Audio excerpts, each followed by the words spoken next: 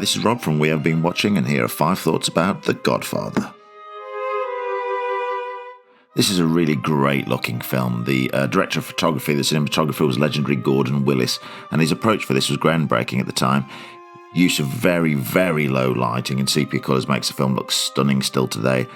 Apparently the low lighting meant that the actors had to hit their marks absolutely exactly, and this caused a lot of arguments with the director, Francis Ford Coppola. The opening scene in Don Corleone's office is a really great example straight off the bat. The blacks are just so rich and so dense, and the colours are stunning.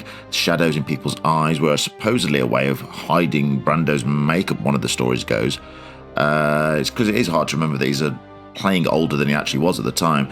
But those shadows in their eyes means the character's true intentions always remain hidden. It looks stunning. What a cast. Brando is excellent. James Caan, never been better. John Cazale, fantastic. Robert Duvall, incredible. Diane Keaton, young AlPacino. These are all big Hollywood heavy hitters, and they all have great moments to shine. Well, maybe not so much Diane Keaton, but we'll come to that in a bit.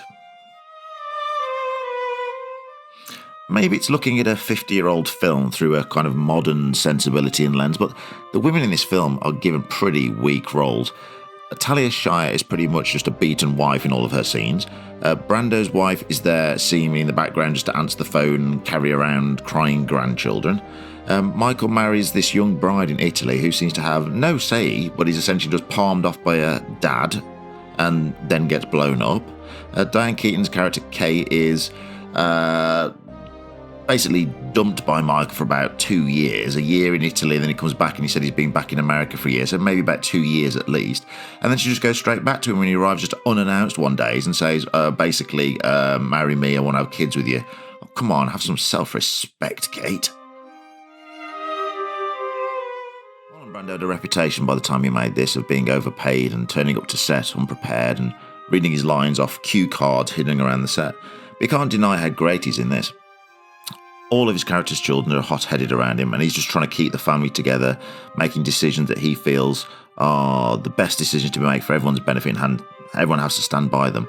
There's great sadness in his eyes when he learns of Sonny's fate. It's this beautiful scene late at night with Robert Duvall, who's sat there trying to build up the courage to tell the Don this terrible news.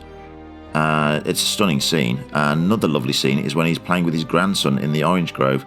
I assume that scene is just all improvised. It's got this lovely, sweet, natural feel to it.